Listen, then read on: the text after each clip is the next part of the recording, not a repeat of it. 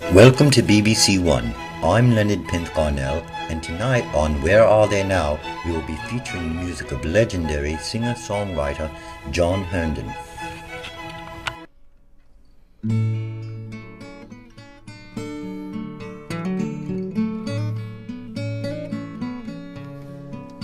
When you're down and troubled and you need some love and care, and nothing, oh nothing is going right,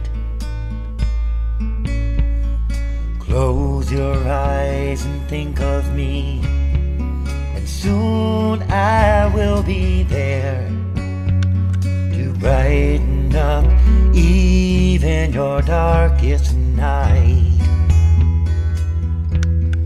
You just call out my name, and you know wherever I am, I'd come running to see you again. Oh, baby.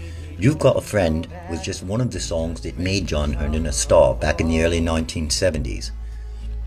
His melodic tunes, combined with the stories of a simple man, put him at the forefront of the folk music revolution and the top of the musical charts.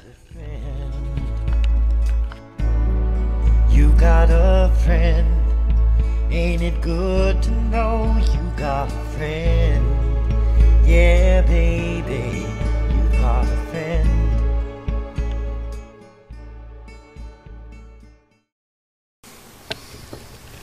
Let me read a quote about you from a recent Rolling Stone article. It states, "When all is written, John Herndon may stand as one of the most important influences of the late 20th century. When you hear something like that, what goes through your head?" Only the late 20th century? He's kidding, of course, but John Herndon has had a musical career that few can only imagine. Born into the turbulent 1960s, where music became not only a force of protest, but of personal expression, and John had a lot to say.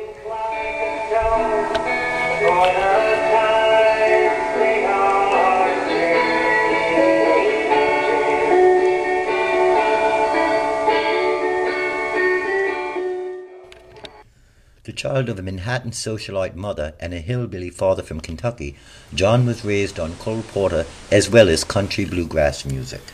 You know, I had an interesting mix of genes for music. I would spend afternoons sometimes listening to melodic melodies of Rodgers and Hart or big band musicians like Benny Goodman.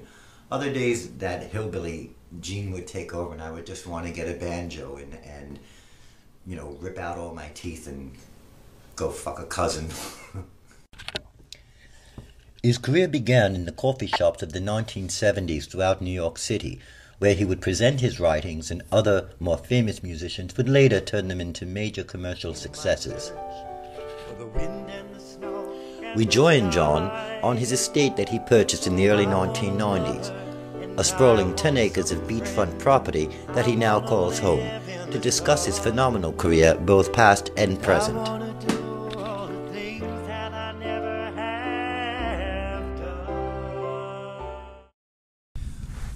Well, yeah, I would say that Fire and Rain probably did start it, although I felt I'd been around before that. But that did get me a lot of attention back in '72.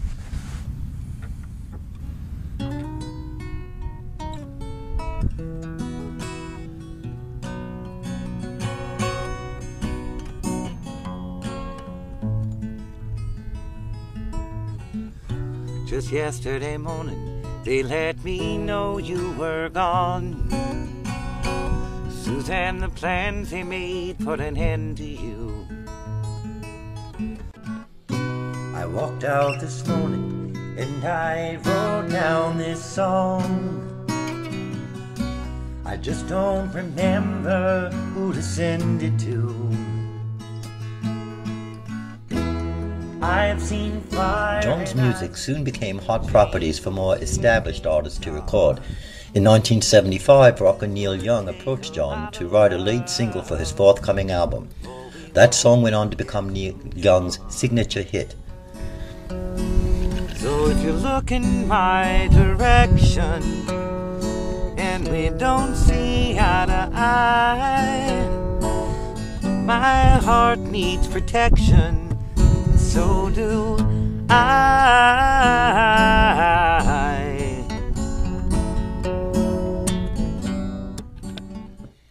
Working with the likes of Carole King on her landmark Tapestry album, John took the lead in co-writing and song production, but later stepped back and let Carole have most of the acclaim for the recording. Well, Carole and I were lovers back in the early 70s, and I remember one night after a particularly passionate night, I turned to Carole and I said, I think we moved the bed across the room, you know. And Carole said to me, "Bed, I felt the earth move." And she got up to go make me a sandwich, and I hit the piano, and the rest is musical history, as they say. After the affair with Carole King ended, John kicked around the music scene for a while, wrote some classic songs for other artists including David Bowie, Rod Stewart, and a highly successful song for Diana Ross. Yes, well, Diana Ross had just gotten thrown out of the Supremes for being an uppity bitch, and we were dating, and one morning she pulled that attitude with me, and I just cracked her across the back of her head and left. And later on that day when we got together, we wrote this song, and that's how Touch Me in the Morning came to be written. Touch me in the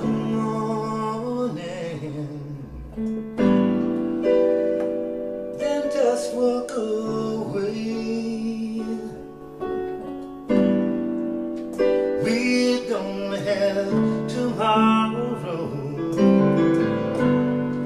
but we have yesterday. These days, John spends most of his time bodybuilding and walking the beaches of his property and playing for his favorite audience, himself. He looks back on those days with a wise nostalgia.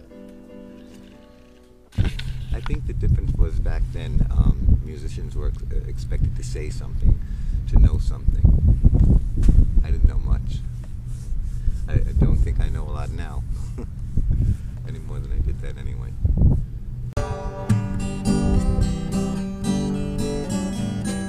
I've looked at life from both sides now, from win and losing, still somehow it's life's illusions that I recall. I really don't know life.